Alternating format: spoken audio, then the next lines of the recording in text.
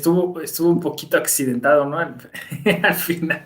Es que justo cuando me estaban despidiendo, entraron, porque yo oía los ruidos afuera de la oficina, estábamos todos en la escuela judicial electoral, justo en ese momento entró Gaby, la directora, con los tres magistrados que estaban ahí haciendo la visita a la escuela judicial electoral. Este, pero entonces dio como ese momento, ¿no? Pero bueno, ya lo sorteamos bien. Este, y luego los cortes de luz, ¿no? Porque también, pues, no, en todo este tiempo no habíamos estado todo mundo conectado, más el nuevo auditorio encendido, más, ¿no? O sea, se sobrecargó todo y por eso estábamos. Por eso yo de repente me quedaba así como hablando solo. Y se iba la luz y fue un rollo, pero bueno, y ahora estoy acá en mi casa y esperamos que no haya ningún inconveniente. Entonces vamos a seguir con este preciosísimo tema. Hola, Carmen. Hola, Salma y Arturo. Este preciosísimo tema de los derechos indígenas, de los sistemas normativos indígenas comunitarios y su control a través de la Constitución y de la convencionalidad o de los tratados internacionales, del derecho internacional público de los derechos humanos, como es lo adecuado. Ya ayer hicimos una disquisición, hola Carla, una disquisición a nivel, pues eso, teórico, pero que lleva un cuestionamiento muy práctico, muy crítico, ¿no? Respecto de nuestro approach hacia estos temas de interculturalidad jurídica. Y bueno, ya que entramos de lleno a este tema, vamos a ir jugando un poco con lo internacional y con el contexto nacional, porque de alguna forma todo lo que hoy vamos a decir se aterriza de lo internacional y llega a lo nacional, ¿no? O sea, llega a lo constitucional, donde tiene que, la palabra que usaba Franz Biaker es recibirse, ¿no? O sea, es decir, tiene que aterrizarse la recepción del derecho internacional público de los derechos humanos por parte del ordenamiento constitucional. Ahora, aquí, lo mismo que ayer, la propuesta es que esta recepción sea amplia, ¿no? O sea, yo ayer estuve insistiendo en algo que llamé interpretación constitucional. Le vamos a poner un apellido popular, ¿no? Interpretación constitucional popular. Por ahí ha habido un par de eventos en la Escuela Judicial Electoral donde se discutió esto, ¿no? No populachero, no populista, popular. Y de hecho, el término, de alguna forma, lo vengo parafraseando de una lectura que hice de Ricardo Guastini, ¿no? Donde Guastini comenta que, bueno, pues una cosa de sentido común que ya ayer yo mencioné es que las personas comunes y corrientes, los ciudadanos, las ciudadanas, pero incluso quien aún es ciudadano, o sea, niños, niñas, adolescentes, ¿no? Interpretan la Constitución, todos interpretamos la Constitución, ¿no? Lo hacemos implícita o explícitamente.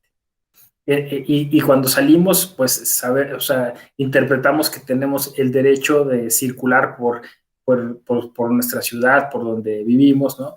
Que tenemos el derecho a expresarnos, que tenemos el derecho a manifestarnos, ¿no?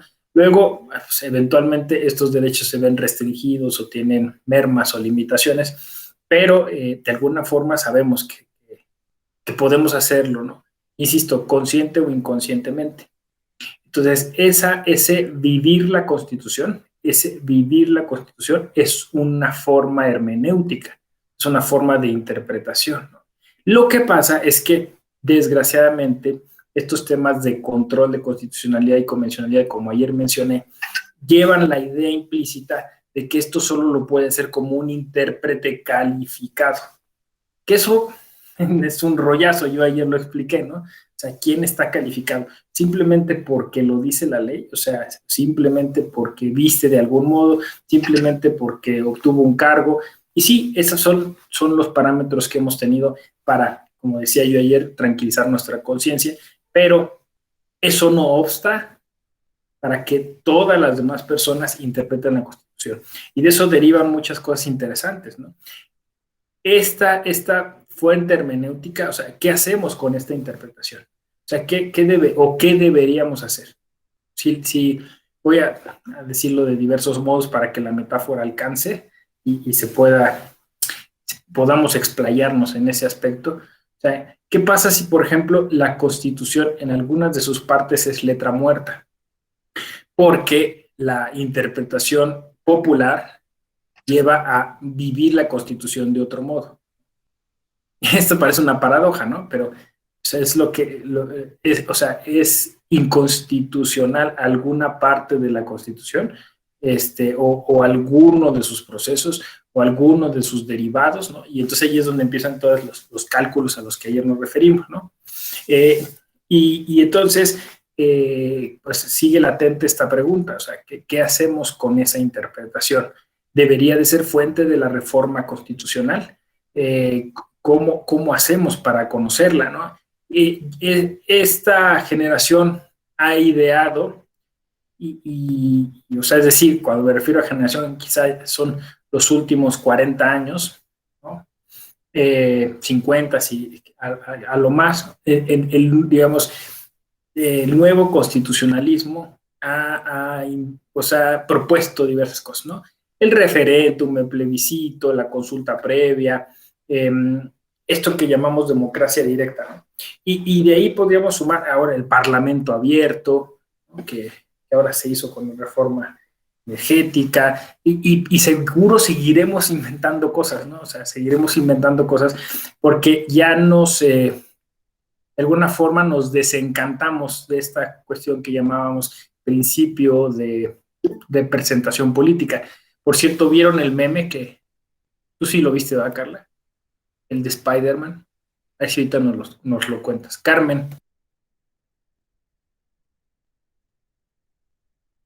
Adelante, Carmen, adelante, Carmen. Y Carmen se me hace que le pasó como ayer. ¿A quién fue? A Noemí. Que quiso hablar y se desconectó. Y quiso encender su micro y se desconectó. Bueno, ahorita la esperamos. Y parece que iba a decir algo o se le fue el internet. Entonces, justo porque estamos desencantados, ¿no?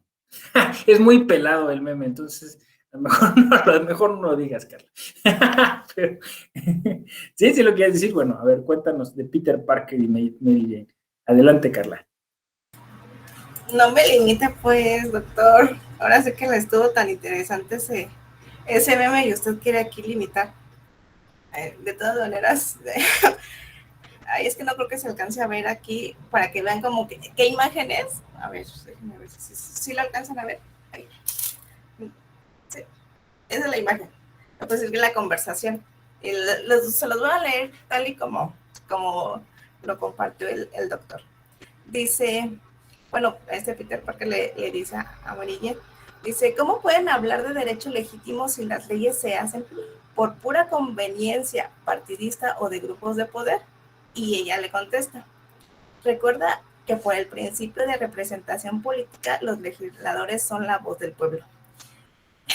Y como dice, ahora sí que tápense a los oídos los que sean muy castos.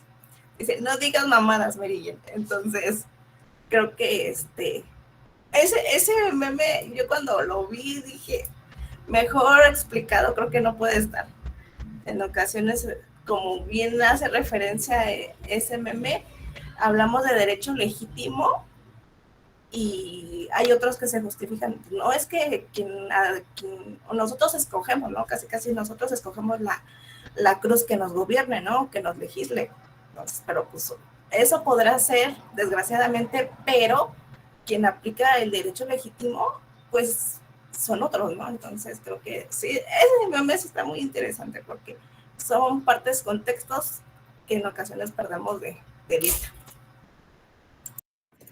Gracias, Carla. Sí, exacto, ¿no? O sea, un poco jugando con esta, como dices tú, este meme que se armó, ¿no? Que además ha ido como evolucionando, porque primero era que Mary Jane le decía que se iba a casar y él le traía la noticia de que quería ya tener una relación seria con ella y entonces él quedaba llorando, ¿no?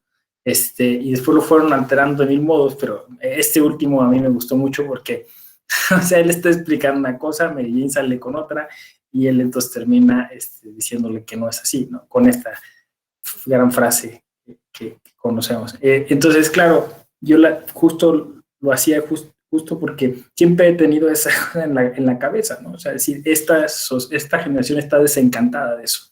Entonces, ¿qué hacemos, no? Con lo que llaman los constitucionalistas la costumbre constitucional.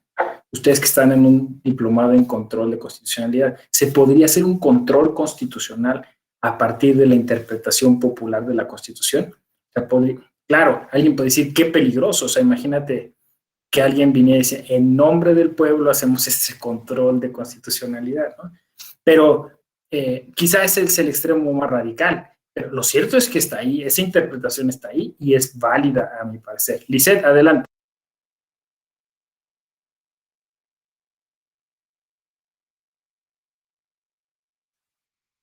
Lisette.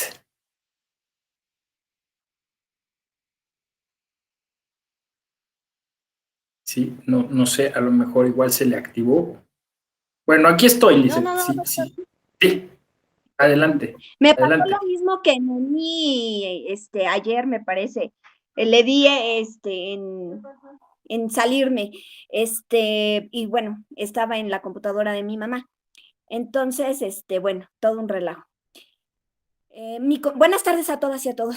Estoy un poco acelerada. Doctor, me encantó su comentario respecto de los constituyentes y que si tenemos letra muerta en la Constitución, porque considero que sí, que así es. Tenemos letra muerta, tenemos muchas lagunas, tenemos contrariedades, pues algunos preceptos inconstitucionales. Bueno, un abanico de circunstancias en nuestra Constitución que se tiene que corregir, y yo pues me remontaba a tiempos anteriores donde los constituyentes que crearon nuestra Constitución realmente eran legisladores doctos en la materia, unos grandes pensadores de nuestro sistema democrático actual y de aquellos tiempos.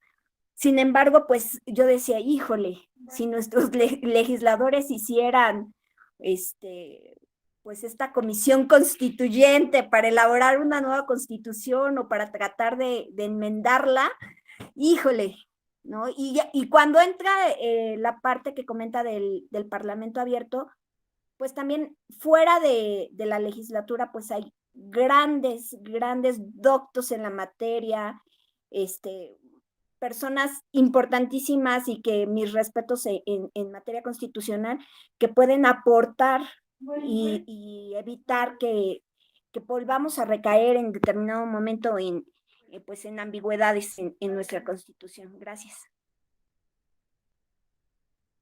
Sí, justo es eso, o sea, Lisette, como lo dices, ¿no? O sea, ¿cómo creamos mecanismos que permitan integrar las distintas voces a la Constitución, que hoy por hoy deja de ser un texto, ¿no? Como lo ha explicado, por ejemplo, Peter Heberle, ¿no?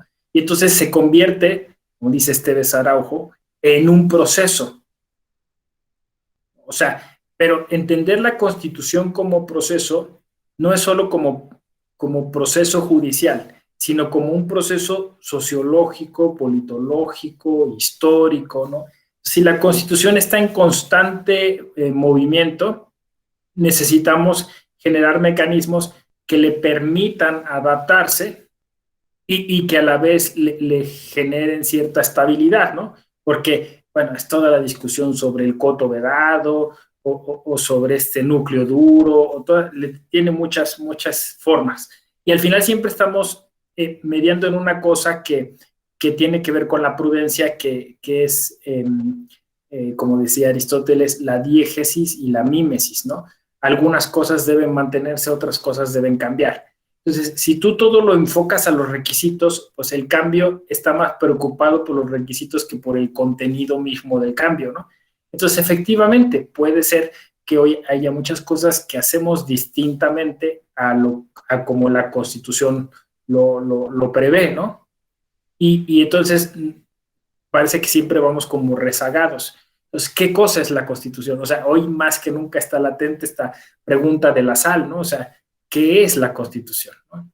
Y claro, alguien, o sea, no es reduccionista, es decir, los factores reales del poder, porque efectivamente se trata de una serie de factores que, insisto, los constitucionalistas tratan de poner en cálculos, en fórmulas, pero que me parece tiene que ser un ejercicio mucho más amplio de armonización o de integración o de articulación de todo eso. Entonces, hay una costumbre constitucional. No solo eso, esta costumbre constitucional, como la llaman, insisto, que requiere de herramientas de sociología constitucional. Tendremos que hacer una sociología de las prácticas políticas para ver cómo es que eso cambia y una antropología para ver cómo eso debería impactar o no. Y efectivamente tienes razón, Lizeth, en que pues el Parlamento hoy tiene unos retos tremendos, ¿no? Porque requiere pues volverse profesional, por un lado, y ser multidisciplinario, y tiene que ser, pues eso, como con mucha mayor calidad su trabajo, y que porque hoy se simula, ¿no? O sea, está una persona al frente, pero quien hace todo el trabajo, pues al final sí es un experto, un despacho, lo que sea, pero entonces, ¿para qué nombraste a ese diputado, senador, senadora, diputada, si al final lo va a terminar haciendo otro, ¿no? O sea, eso es como demencial. O sea, por eso el meme de Peter Parker es muy eficaz, porque todo está patas para arriba, ¿no? O sea, y luego, en cualquier caso, ni el despacho ni el diputado nos representa. O sea, no hay manera de confirmar o de corroborar que efectivamente está llevando la voz de las demás personas ahí. Y luego, en temas interculturales, tampoco podemos garantizar que efectivamente las distintas comunidades indígenas de nuestro país están ahí representadas. No lo están en el 2020, en el siglo XXI, no lo están, 2022 no lo están, ¿no? Entonces, es ilegítimo ese Congreso, es ilegítimo el derecho que surge de ahí, ¿no? De alguna forma. Bueno, explicando todo eso. O sea, al fin, dicho de otro modo, entonces, o pasemos a otro modelo en donde pues, nosotros decidimos por ustedes, ¿no? O sea, nosotros creemos que esto es lo que les conviene, que esto es lo que ustedes desearían, que esto es lo que ustedes quisieran, ¿no? Y lo hacemos a través de estudios cuantitativos, ¿no? No sé, encuestas, estadísticas o lo que quieran ustedes. Lo cierto es que hoy hay algo que no nos satisface y está ahí y tiene que ver justo con estas cuestiones de constitucionalidad. ¿Por qué lo digo en relación a la interculturalidad jurídica? Bueno, pues porque la primera cuestión que sale a relucir en este vaivén entre derecho constitucional, convencional, costumbre constitucional, prácticas constitucionales, interpretación constitucional, y que todo eso a alguien lo denomina bloque de constitucionalidad, y que incluso en su tiempo el ministro Cosío se burlaba de eso, diciéndole mazacote constitucional. Bueno, pues es que es eso, es un proceso hermenéutico, es un proceso complejo, que requiere de mentalidades complejas que encuentren esas articulaciones o esos engranes para que pueda funcionar esa enorme maquinaria, ¿no? Y entonces, allí tenemos como paradigmáticamente el artículo 2 constitucional, que el artículo 2 constitucional sirve como de gozne para este ejercicio entre control de constitucionalidad y control de convencionalidad en materia de interculturalidad. Me explico. El artículo 2 básicamente aterriza todo el derecho internacional público de los derechos humanos, lo aterriza así, casi podríamos decir que de manera inmediata el convenio 169 de la Organización Internacional del Trabajo, ¿no? Este es el caballito de batalla de los interculturalistas, ¿no? O sea, que fíjense, es de finales de la década de los 80, o sea, tiene un montón de tiempo que pudimos hacer eso. La reforma en México es de los 90, cuando tuvimos el cuarto constitucional, y posteriormente lo pasamos al artículo 2, que semióticamente es muy importante porque por algo es el segundo. O sea, para nosotros los mexicanos y las mexicanas, después de pensar en las personas. La segunda cosa tan importante que tenemos que pensar es que esas personas pertenecen a distintas culturas. Fíjense, ¿eh? Por eso está en el segundo. Entonces, aterriza toda esta idea del derecho internacional público, de los derechos humanos, en concreto el principio de autonomía y autodeterminación. El 1 y el 2 están casados, están ligados de la mano. Básicamente, fíjense lo que les voy a decir, esto no se hace en México, no hay una práctica así. El servidor público, la servidora pública, tendría que en cada acto, o sea cualquiera de los tres poderes, obviamente en un acto judicial tendría que ser con mayor fuerza, pero en cada acto del Estado, el servidor, la servidora pública tienen que pensar, esto que voy a hacer va destinado a una persona. Esta persona, ¿qué es lo que requiere para lograr su autodeterminación? Y en ese momento, o sea, tendría que decir, no de acuerdo a lo que yo pienso, sino de acuerdo a lo que esa persona piensa. Entonces, este reto que yo ayer se los mencioné como reto intercultural, que en sí es interseccional, porque las personas, como ya lo he dicho en otras pláticas, tenemos una serie de subjetividades, ¿no?, holográficas dentro de nosotros, tenemos distintas facetas. Entonces, el derecho, fíjense lo que voy a decir, se tendría que ajustar a cada persona, no en abstracto, sino en concreto, en la persona que pertenece a una cultura, que tiene un género, que tiene unas preferencias, que tiene una visión específica del mundo. Eso, insisto, no está pasando porque no está diseñado el sistema, no estamos haciendo la capacitación de esa manera. Y entonces esto nos lleva a unas cosas bien interesantes a nivel de lo que ayer yo denominé como competencias o habilidades, ¿no? El servidor, la servidora pública tendría que tener esta competencia de distinguir, y ahí es donde empiezan las paradojas, ¿no? Diferenciar, reconocer, eso ayer hablamos de reconocimiento dinámico de derechos, ¿qué características tienen esas personas? Fíjense, esto se vuelve hasta psicoanalíticamente difícil, ¿no? Porque si ni siquiera yo sé qué quiero, ¿no? ¿Cómo voy a saber qué quieren las demás personas? Pero bueno, o sea, ese es el reto, así está planteado el reto, ¿no? Y tiene que darse una especie de sinergia, ¿no? O sea, la otra persona tiene que estar pensando qué es lo que quiere y cómo lo va a plantear, y por eso la argumentación jurídica también tiene que ser emancipada, liberada, porque hoy está otra vez, solo unos cuantos pueden argumentar. No, tiene que argumentar ese para decir, yo necesito esto para autodeterminarme, y quien se lo tiene que otorgar lo tiene que reconocer, tiene que hacer justo ese ejercicio de, sí es cierto. Por eso yo he dicho que si no se cambia el modo en el que concebimos este ejercicio, termina siendo otra vez cosmético, ¿no? Como dijimos, simulador, ¿no? Doble moralista. ¿Por qué? Porque entonces corremos el riesgo de, aunque hables, o sea, porque hoy todo el mundo se llena la boca de decir, la otredad. Vamos a hablar del otro. Sí, pero ¿quién es el otro? ¿Quién es la otra? ¿Es la proyección que tú tienes del otro?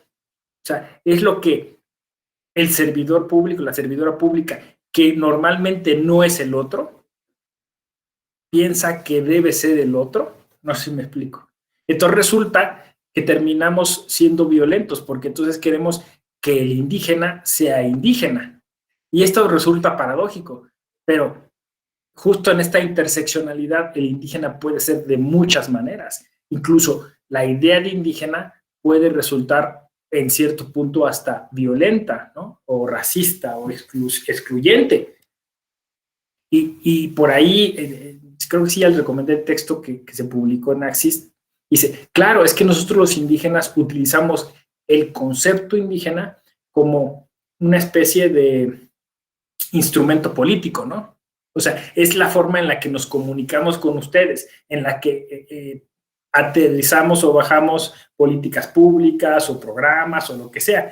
Pero en realidad, ese texto acaba diciendo, yo soy fulano de tal comunidad. ¿Sí me explico? O sea, al final, lo indígena es una abstracción. Y se los digo porque hay un caso concreto en la jurisprudencia, en la justicia electoral, en la que estoy pensando que todo esto que estoy diciendo aterriza, ¿no?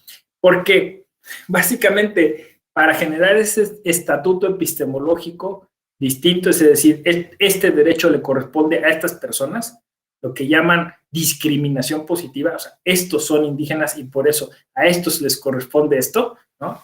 Ese acto que es discriminatorio y que es racista, claro, porque estás diciendo, estos son distintos, ¿no? O sea, estás distinguiendo la raza, ¿no? En ese acto hay un montón de problemas hoy, ¿no? Es lo que llamamos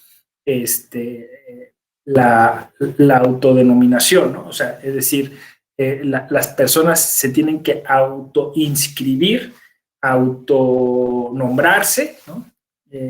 Como indígena, ¿no? ¿Cuál fue el problema? Que ayer hicimos creo esa crítica, ¿no? En un sistema como el nuestro, que utiliza egoístamente el derecho electoral, pues entonces se empezó a abusar de esta autodesignación, ¿no? Entonces, ¿qué pasó? Pues entonces el sistema se tuvo que volver más racista, ¿no? O sea, la primera cuestión es que tenemos que identificar al sujeto destinatario de estos derechos. Eso lo dice todos los tratados internacionales, pero no se fijaron que en México iba a haber quien no fuera indígena y se hiciera pasar por indígena, ¿no? Eso no se les ocurrió a nivel internacional. Entonces, cuando pasó en México, ¿y ahora qué vamos a hacer, no? Bueno, pues vamos a hacer la autoadscripción calificada. Y ya nos metimos en un brete. Porque si es calificada, entonces nos toca a nosotros calificar quién diablos es indígena y quién no lo es, ¿no? ¿Sí me explico?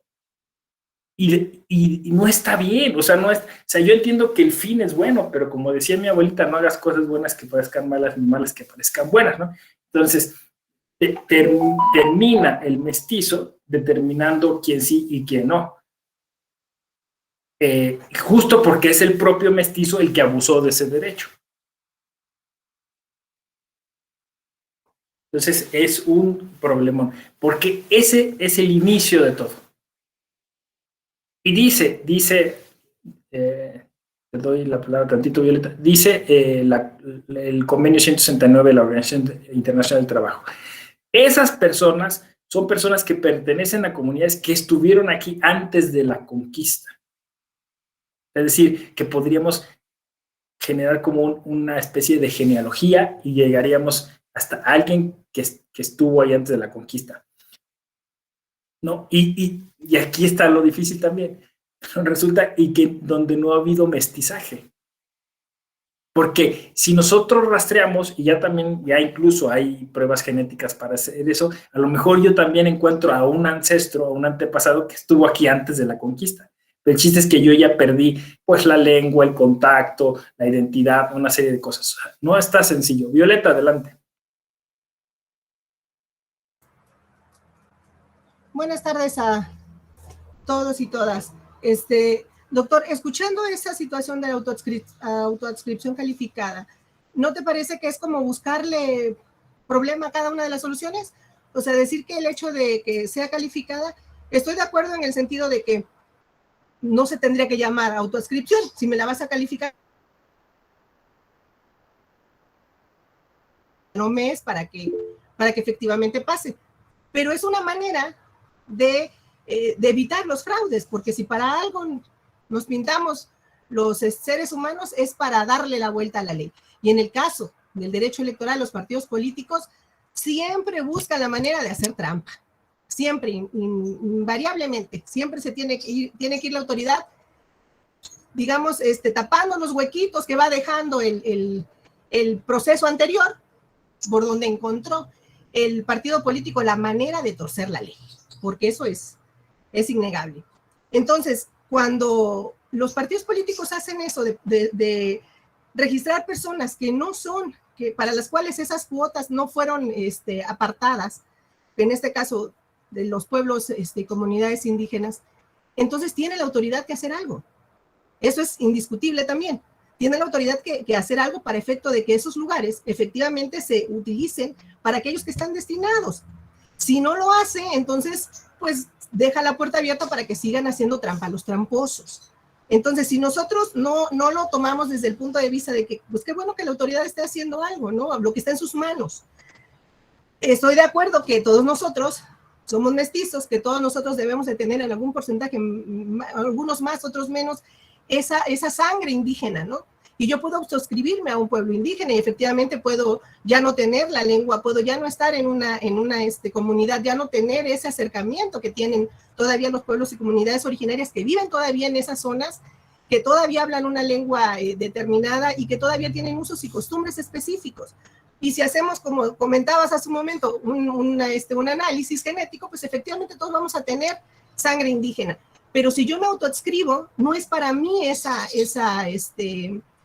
cuota, esa medida afirmativa, no iba encaminada a mí por mucha sangre indígena que tenga, por muy indígena y por muy orgullosa que estuviese de la sangre indígena, ¿no? Está encaminada a esos grupos que necesariamente saben y conocen las problemáticas de ese lugar, que no podemos nosotros jactarnos de conocerlas, saben y conocen esas problemáticas, saben y conocen qué es lo que más le conviene a esas comunidades, pero decir, entiendo la paradoja, entiendo perfectamente esa situación, pero yo creo que esto es parte de lo mismo. O sea, si no se hace, entonces nos quedaríamos estáticos. El derecho es dinámico, el derecho va cambiando, y si en algo me he encontrado con que es completamente 2, 3 pasos adelantados y la autoridad tiene que estar componiendo lo que no previó que pudiera hacer, es el derecho electoral. El derecho electoral, por eso me gusta tanto. Y tenemos casos verdaderamente lamentables. ¿Por qué se les pide ahora a los que dicen yo soy indígena que tengan una actividad en la comunidad, que presenten algo, que alguien les diga, les compruebe, que haya un testigo, que haya un documento?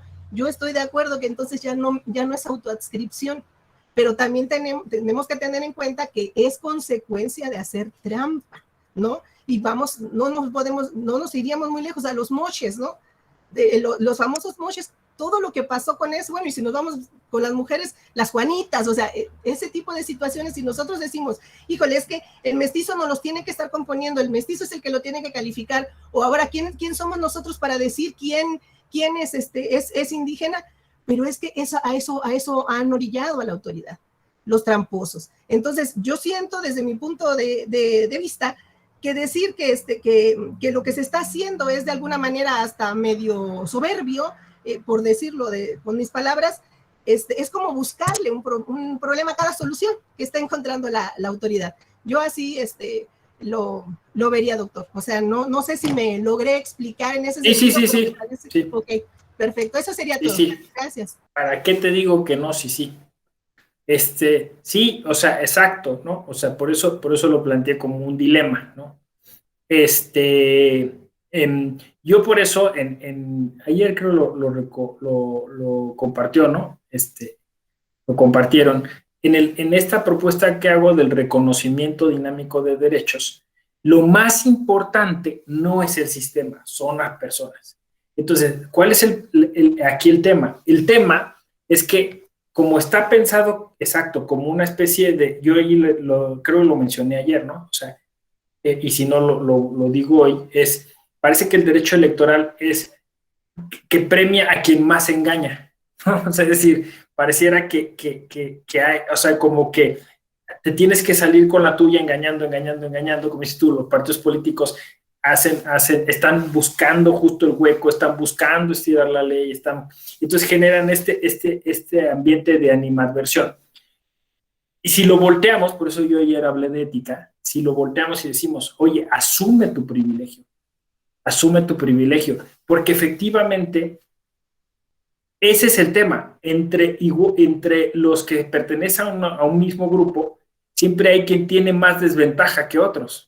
Entonces no es solo el indígena, es la mujer indígena. Entonces hoy estamos haciendo cálculos y a veces no nos alcanza, ¿no? O sea, ¿y cómo te presentas? ¿Por qué cuota te presentas, no? Entonces, o sea, eso se tiene que hacer para satisfacer, como dices tú, al derecho y para lograr hacer, pues, esas integraciones. En realidad, la persona no puede presentarse solo por un grupo, ¿no? Es todas esas cosas, ¿no? O sea, no sé si me explico, ¿no? Porque es una mujer indígena lesbiana, pues es así, es esas tres cosas, no se puede presentar solo por un grupo. Entonces, nosotros ahorita, claro, a mí me encanta lo que dices, el derecho electoral está siempre ahí, tan está ahí que estamos discutiendo eso hoy y no lo están discutiendo en ningún otro lado, ¿no? Porque estamos tratando efectivamente de generar esa equidad en la contienda y entonces estamos tratando de que efectivamente se incorporen todos los que se puedan incorporar, ¿no? Pero no lo vamos a lograr, insisto, desde el sistema, sino desde que la persona reconozca que tiene que hacerse a un lado porque hay alguien que lo requiere más, no sé si me explico. Que si no, siempre va, o sea, estamos fomentando una especie de eso, de gandallismo, por decirlo de una forma. No sé cómo explicarlo, pero es eso, ¿no? Pues no es que, no, digamos, no es que me queje de cómo lo está haciendo el derecho electoral, no estoy quejando de que estamos solucionando las cosas y de manera inercial, cuando tendríamos que pensar más a fondo, más a futuro, en cosas más sobre los orígenes o las causas de esto, que es justo lo que nos permite un diplomado como este. Noemí, adelante. Buenas tardes, doctor. Buenas tardes a todas y todos. Sí, coincido con lo que menciona Violeta en relación a esta complejidad, ¿no? Esta complicación, mejor dicho, que genera lo de la autoscripción calificada, más bien la heteroadscripción, la adscripción calificada. Sin embargo, es hasta cierto punto, por un lado tienes que, o sea, es complejo porque por un lado tienes que garantizar que esos espacios no sean, ¿cómo se dice? Ocupados de manera fraudulenta, ¿no? Exacto, entonces, exacto. como le sucedió al INE cuando abrió su distrito, los distritos indígenas, que pues con toda la autoscripción, la adscripción calificada, se generaron constancias apócrifas, falsas, que consiguió quién, pues el hijo de, y pues sí, no pueden negar que todos tenemos sangre indígena, pero sin embargo, aun cuando se estaba solicitando que hubiera una autoridad indígena que les validara, hubo quien se prestó para hacer eso, ¿no? Incluso, bueno, fueron a veces autoridades que ni siquiera eran autoridades como tal de los pueblos. Pero por otro lado, digo, eso me queda claro, pero yo no le veo otra manera más que generando esos candados, porque es todo un tema, no solo en el tema de los pueblos indígenas, en las personas de LGBT, en las, en personas que tienen discapacidad, es todo un tema. Eso, sobre todo imagínense las personas con discapacidad intelectual, es todo un tema, ¿no? Entonces, aunque bueno, a ellas no hay que limitarles nada, culturalmente sí sigue pasando, ¿no? Pero por otro lado, me preocupa, hablando ya de pueblos indígenas o de personas con identidad indígena, que las personas, dentro de las personas de un pueblo indígena, las más vulnerables son aquellas que son migrantes, ¿sí? Que se encuentran fuera de su comunidad porque fueron expulsadas por diferentes situaciones, a veces hasta por la misma afectación al ambiente, se les acaba su fuente de trabajo y tienen que emigrar. Y se encuentran en un estado, en una entidad federativa, en donde no hay comunidades indígenas y están en pequeños grupos, ¿sí? Pero cuando tú estás, por ejemplo, hablando de Nuevo León y Tamaulipas, que son penúltimo y último lugar en cuanto a la proporción de población indígena en el país. Es complicado cómo se garantiza el derecho de esas personas porque ni siquiera las tienes bien ubicadas. ¿Dónde están? ¿Dónde están? ¿Qué autoridad se encargaría de hacer la consulta? O sea, creo yo que son las autoridades encargadas del tema de los pueblos indígenas, en este caso el INPI, quien debería de generar consultas para que los órganos especializados de cada una de las materias pudieran tener cubierta ese requisito convencional de la consulta. Pero resulta que, por ejemplo, del órgano electoral es todo un tema. ¿Cómo hago la consulta?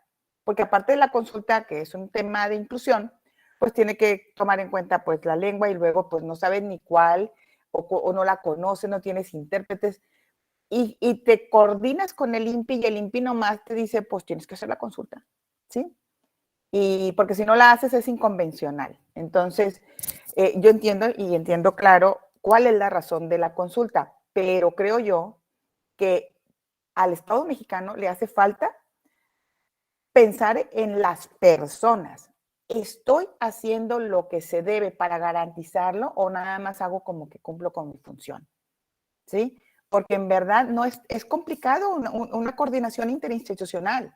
Creo yo que lo correcto es que cada institución se haga cargo de la población que le toca atender y se coordine de manera proactiva, ¿sí? Que no espere, porque un órgano electoral, hablando ya del tema electoral, tiene 1000 cosas que atender, desde la misma organización de las elecciones hasta garantizar el ejercicio de los derechos políticos electorales de los diversos grupos, pero no tiene ni personal, ni dinero, ni muchas cosas.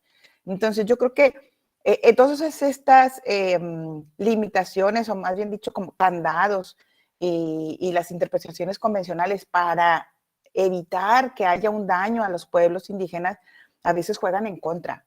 Entonces creo yo que, insisto, me queda claro que es importante que eso funcione, pero no funciona si las instituciones encargadas no se hacen encargados de esa población, no se involucran de manera proactiva. Gracias, doctor. Es así, Noemí, o sea, es así, o sea, requerimos de más capacitación en el ámbito antropológico, yo diría, o sea, es decir, y quizá Violeta se refería a eso, ¿no? O sea, si no hacerlo desde la soberbia o la superioridad, o sea, necesitamos capacitar sensibilizando a la gente que efectivamente fíjense, tiene en sus manos el aterrizar todo este derecho convencional, todo este derecho constitucional, el artículo 2, como dices tú, para un asunto de la consulta previa, ¿no?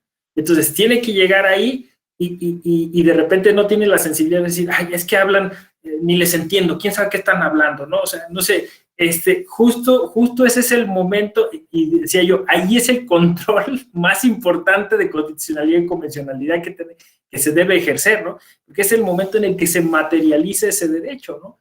Y como dices tú, si no se tiene la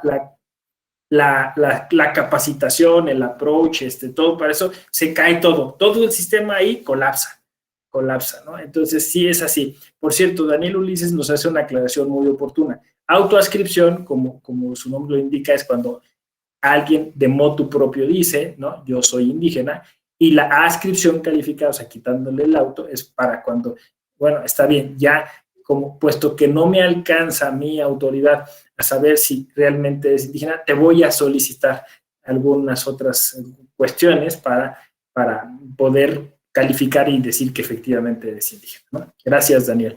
Carmen, adelante. Lisette, doctor, buenas tardes otra vez. Nada más para hacerles el comentario. Sí, perdón, es que sí, claro, estoy totalmente de acuerdo con Noemí, con lo que acaba de decir. Esta parte de la sensibilización y en ese tenor va mi comentario. Recientemente en un JDC, antesala regional, resuelve con la teoría de los actos propios, y la persona que promovió ya no quiso continuar en sala superior el asunto porque quedó muy decepcionado de la autoridad y hizo precisamente con base en lo que dijo Violeta, de que a todos se le busca y que por esas malas mañas de algunos pagan otros, pues la autoridad resuelve construyendo unos argumentos fantasiosos que esta persona había hecho toda esta promoción de su juicio ciudadano, basado en un documento, sin allegarse de más pruebas, sin identificar siquiera que él vivía en una ranchería y que sus conocimientos no le daban como para hacer una construcción ficticia, ni mucho menos solicitar un derecho al cual él consideraba pertinente, ¿no? Entonces, creo que también esta sensibilización tiene que ir dirigida a nuestros órganos jurisdiccionales, porque por unos pagan todos, ¿no? Y se sintió tan afectado, tan ofendido, tan humillado por esta situación que plantea pues esta sala regional, que pues por eso ya no quiso continuar, porque dijo, si así me está señalando, ¿qué me puedo esperar, no? Yo ya no quiero, mejor así le dejamos, ¿no? Entonces, bueno, también en ese sentido. Gracias, doctor. Sí, la verdad es que estamos intentando ahora sí que hacer todos, cada quien desde su lugar de trabajo, pues ese esfuerzo, ¿no? Porque sí, efectivamente, yo ahí detecto muchas cosas que no me cuadran, ¿no? Les digo yo cabos sueltos, ¿no? O sea, no creo que esté bien, o sea, que tengamos que hacer cálculos y bueno, hace poco pasó aquí en la Ciudad de México con todo este asunto de las cuotas, ¿no? Y tú cuántos tienes y tú cómo me das y a quién ponemos aquí y a quién quitamos, así, o sea, a mí no me resulta cómodo eso, ¿no? Entonces, creo que tenemos que encontrar otras fórmulas, no sé cuáles son, pero yo externo esa preocupación, ¿no? Y efectivamente, porque hay todo un tema de lo que llaman la apropiación cultural, ¿no? O sea, a la que yo me refería. Efectivamente, pues sí hay un tema de falta de identidad cultural nuestra, ¿no?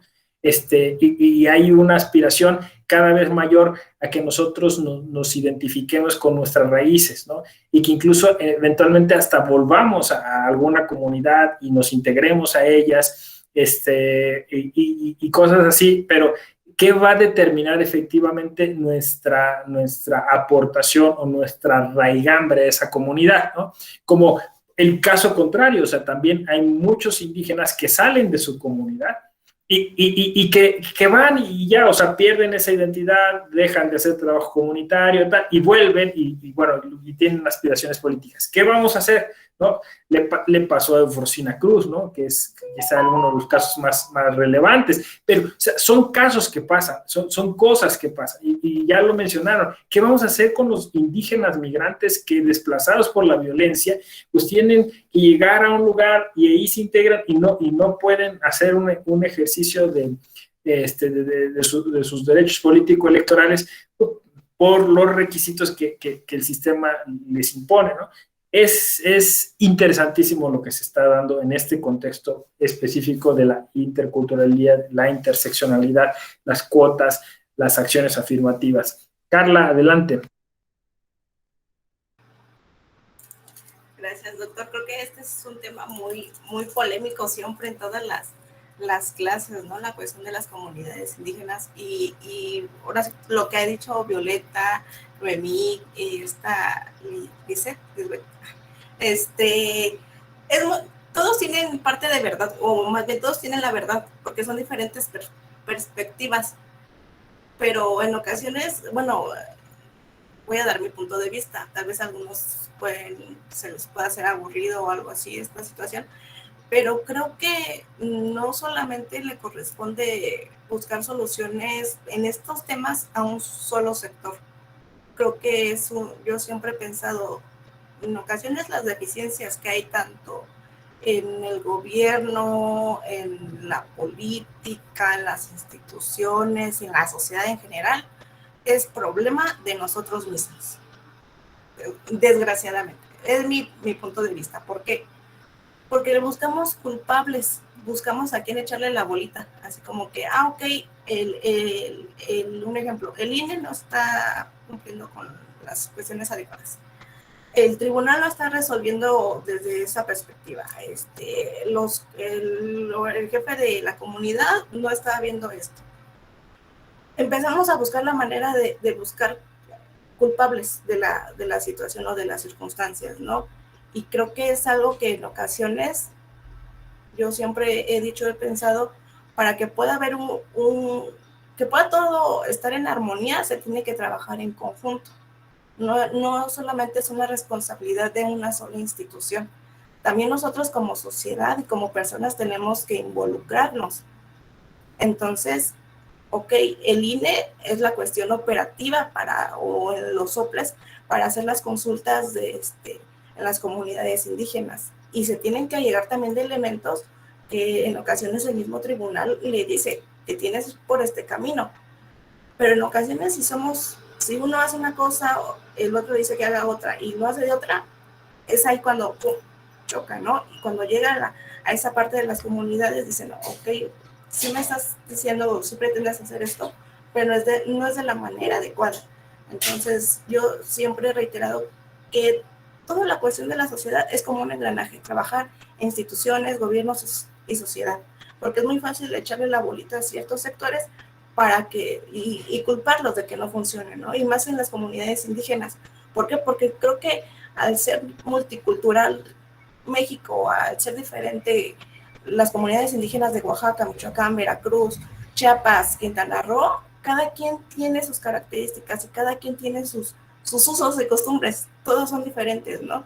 Y hay veces que buscamos la manera de generalizar o la manera fácil de todo se tiene que hacer de esta manera y en todas tiene que funcionar así. Y no, como usted bien reitera, hay que ir en ocasiones al origen para poder buscar la mejor manera de poder resolver. Y la cuestión, el control convencional o constitucional se podrá ver muy bonito en las sentencias, pero al momento de aplicarlas, en ocasiones es cuando puede llegar a ver la complicación, porque si se emiten sentencias con tantos controles que son imposibles de cumplir, pues está muy bonito el documento, pero no está llegando a ejecutarse el objetivo que pretende, ¿no? Entonces yo creo que sí es complicado estos temas, también por las circunstancias de cada lugar, de cada persona, cómo se autoadscribe y todo eso. Y yo creo que en relación a lo que decía Violeta, de que en ocasiones nosotros podemos decir, no, pues es que yo soy de la comunidad indígena, pero también nosotros qué tan honestos somos para ocupar esos puestos, ¿no? También creo que hay parte como sociedad de, ok, quiero un puesto, pero allegándome por esa cuota, pues entonces, ¿quién es el que está fallando ahí? Pues soy yo, porque me estoy adscribiendo, buscando la manera de acreditar algo que realmente no soy, aunque tenga yo ascendencia indígena, pero actualmente yo no estoy viviendo la situación. Entonces creo que es un tema muy, muy interesante y polémico que da para mucho, la verdad. Entonces, ¿sería cuánto, doctor?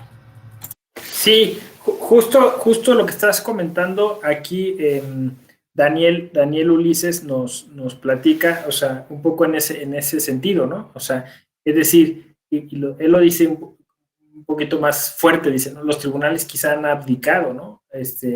Justo esta canalización, diría yo, ¿no? Del bloque de constitucionalidad, justo a través de estos requisitos o formalidades, como le llamas tú, ¿no? Entonces, ¿cuál es el control? Porque finalmente el sistema normativo comunitario, a mí no me gusta decirle interno porque da la sensación de que solo aplica en la comunidad, de ese sistema normativo, ese derecho que está en esa comunidad es constitucional, o sea, es parte de la Constitución.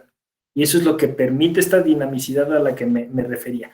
Y entonces, efectivamente, no es una norma única que debe ser para todos, o sea, sí, es respecto de esa comunidad, ¿no? Y esto, entonces, efectivamente requiere de operadores jurídicos que tengan esa sensibilidad para mirar ese derecho, ¿no? Ese otro derecho, como se llama, y poderlo integrar de manera armónica, ¿no? Ese es el asunto, ¿no? Y entonces, claro, en una sociedad que ha tenido la costumbre de no hacerlo, o sea, como la nuestra, en una sociedad que normalmente es racista y que parte de esta superioridad racial y cultural, es muy difícil, ¿no? Que esto cuaje.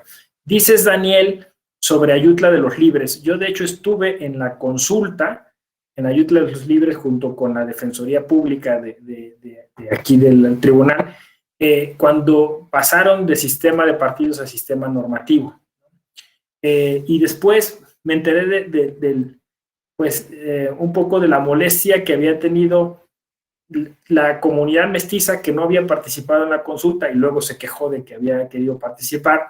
Un poco también la operación que quisieron hacer los partidos políticos y que no les resultó, pero la parte más interesante, la comunidad afromexicana que está en ese municipio y que no pudo tener participación y que claro, se veía como un gran logro pasar al sistema normativo comunitario, Pero, o sea, justo ahí se planteó este tema de la interseccionalidad y qué pasa con los otros grupos que también, o sea, estando ahí y como decían ustedes, ¿no? Teniendo la necesidad de unirse, no se unieron. Adelante, Daniel, cuéntanos. Sí, doctor, buenas tardes a todas, todos. Pues creo que usted sí está muy metido con el tema y eso me agrada mucho porque es muy apasionante para los guerrerenses y para, me imagino, cualquier persona que se dedique a la materia electoral respecto de pues este precedente importante, me parece que único en su caso en el sentido de que Ayutla no solo inmigró al sistema de usos y costumbres, sino que también su diseño de gobierno es distinto al de Cherán o al de Oaxaca, ¿no? Es absolutamente propio, pues vaya, y creo que mi comentario tiene este contexto, esta dificultad que nace en razón de cambiar radicalmente, lo debo decir así, alejarse de la consideración del 115 constitucional, me parece que en la práctica les ha generado complicaciones de todo tipo, ¿no?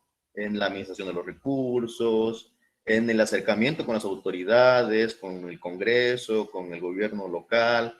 Es decir, esta famosa autonomía pareciera no entendida como debería entenderse según mi idea, ¿no?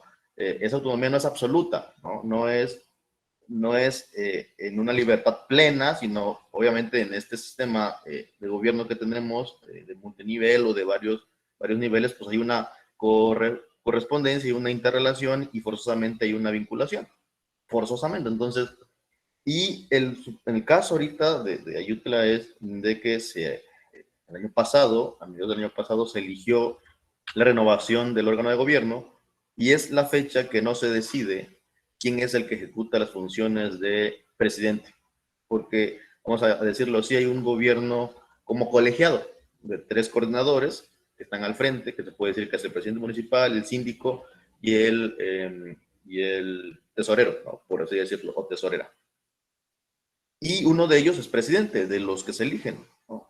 Pero hay un problema porque uno de ellos, en un momento determinado, la comunidad, la asamblea comunitaria, la máxima autoridad, decide como revocarle su triunfo o designación de manera unilateral, ¿no? Por la propia garantía que tienen de ser la máxima autoridad y deciden poner a otro, ¿no? Vulnerando con ello, pues, inclusive su propia decisión o la decisión de toda la comunidad que en un momento determinado había votado por esas personas.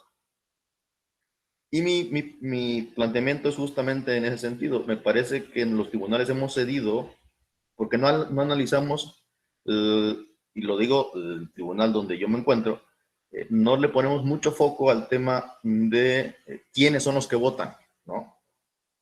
Si verdaderamente es la comunidad o son otras personas.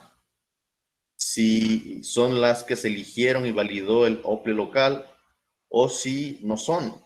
Y dejamos como que un criterio que se ha manejado es que la decisión que se tome en la asamblea es la que vale y vale por ser la asamblea general comunitaria. Entonces, esa es la complejidad donde yo digo quizá que hemos abdicado nosotros, porque se tienen que garantizar otros principios, como lo decía yo, las formalidades esenciales del procedimiento, el que se le pueda vencer a alguien en una audiencia pública, y todas esas condiciones que creo yo que si bien es cierto, es una perspectiva occidental, son parte de los derechos humanos de las personas, pues. No es viéndolo desde un tema como se ha manejado también y que coincido con usted, de su prioridad, sino más bien de tratar que estos otros derechos puedan converger de manera armónica, porque me parece que no está siendo armónico. Hay muchas complicaciones, hay violencia inclusive, y bueno, pudiéramos aquí hasta salir llorando, pero es cuanto, doctor. Sí, por eso vuelvo al tema de de reconocimiento dinámico de derechos, ¿no? Porque es curioso, pero las comunidades indígenas se pervierten cuando llegan al sistema electoral mexicano. O sea, aprenden los malos modos, por decirlo así. Como dices tú, entonces en aras de cumplir con los requisitos, en aras de cumplir con eso, entonces todos terminamos simulando, ¿no? Simulamos que les reconocemos autonomía, ellos simulan que están ejerciendo esa autonomía y que están respetando sus propias normas y a veces ni siquiera tampoco respetan sus propias normas, dejan fuera a muchas personas y miembros de su propia comunidad, ¿no? Y entonces algo que era muy legítimo termina descompuesto, ¿no? Por otro lado tenemos como hay unas rémoras tremendas con toda esta idea pues del municipio, ¿no? Que supuestamente en la Constitución de 17 vino a ser reconocido, pero en realidad siempre está vapuleado el municipio, ¿no?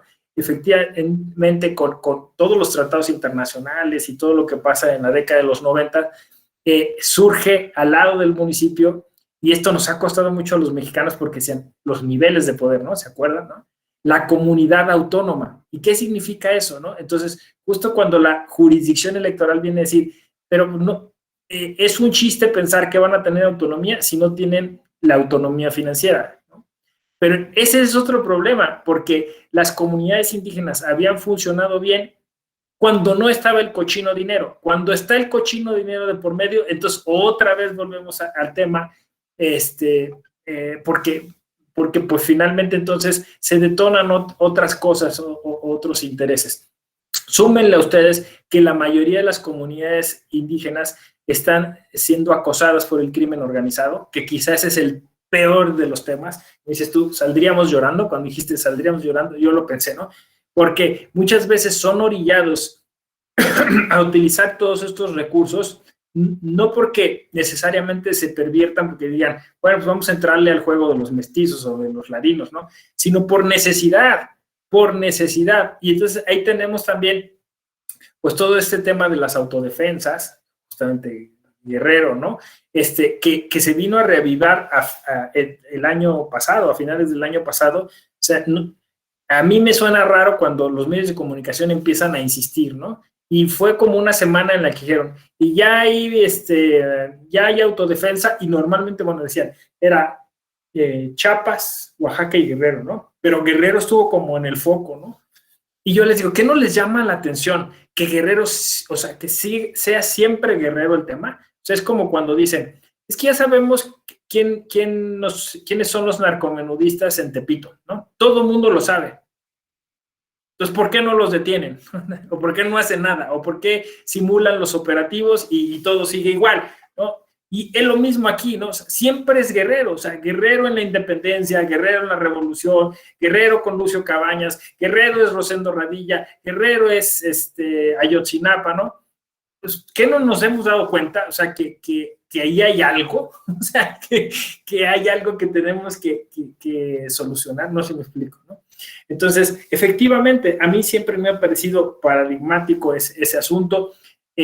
Siempre Guerrero, desgraciadamente, sale en los primeros lugares de pobreza extrema, ¿no? O sea, es la Sierra Norte, la Sierra de Tlapa, donde yo estuve en algún momento ahí haciendo servicio social, y es terrible, ¿no? Metlatón, ¿no? Que este municipio siempre con tanta conflictividad, y entonces, pues, decía yo, algo tendríamos que hacer, ¿no? Algo tendríamos que hacer porque las comunidades indígenas lo tienen claro, pero tienen tantos rezagos, tienen tantos problemas, tienen tantos conflictos, ¿no? que no logran cuajar y esos proyectos políticos, y no logramos nosotros de alguna forma incorporarlos, ¿no? Todos tenemos que aprender, claro, todos, incluso las propias comunidades indígenas han tenido que aprender en el trato hacia, por ejemplo, sus mujeres, ¿no? Y así, o sea, ese es el asunto, diálogo, articulación, principio pro persona bien aplicado, así es como lo veo, ¿no? Y todos generando ese proyecto común, ¿no? Que tiene que ver justo con el aprendizaje de nuevas formas de coexistencia. Mirna, adelante. Hola, buenas tardes. Bueno, me parece muy interesante el caso de Ayutla Y a mí también me ha llamado mucho la atención Guerrero, y yo creo que en parte es por sus recursos naturales, sus playas, centro turístico, todo el dinero que se mueve, ¿no? Finalmente, que es parte de lo que mueve al mundo, desafortunadamente. Y en estos días estaba pensando, bueno, ¿por qué tiene uno que estar queriendo imponer los derechos en ciertos sectores, ¿no? Posiblemente las comunidades originarias pues estaban súper tranquilos antes de que empezara a querer imponerles nuestra forma de ver los derechos y toda esta parte de la Constitución, bueno, la Constitución obviamente que es importante, ¿no? Pero a lo mejor ellos estaban mucho más organizados antes de que uno los envolviera con tantas leyes, con tantos recursos, con tantas cuotas y requisitos. Y bueno, ayer me di tiempo para ver la conferencia electoral que dio, y me llamó mucho la atención una frase que mencionó respecto a que los derechos fueron concebidos como un instrumento de alienación social para manipular a la sociedad.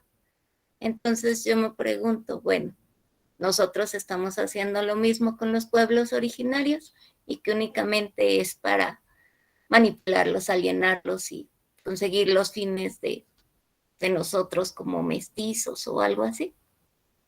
No sé, gracias. Sí, sí, Mirna, pues un poco en esto, ¿no? En lo que platicábamos con Daniel, ¿no? O sea, es decir, si seguimos concibiendo al derecho como un dispositivo para alcanzar nuestros fines personales y no vemos eso, el derecho en un sentido coexistencial, simbiótico, ¿no? No lo vemos sustentablemente, pues lo que estamos haciendo es utilizar esta tremenda herramienta que es justo el derecho para destruirnos entre nosotros, ¿no? ¿Sí? Para salirnos con la nuestra, para abusar de los demás, ¿no? Y así no vamos a lograr nada, ¿no? Efectivamente tenemos que darle la vuelta a eso, ¿no?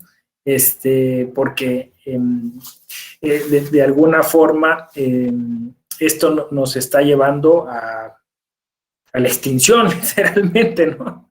Es que justo uno de los temas que el derecho internacional público de los derechos humanos está insistiendo hoy por hoy es el cambio climático, el cambio medioambiental.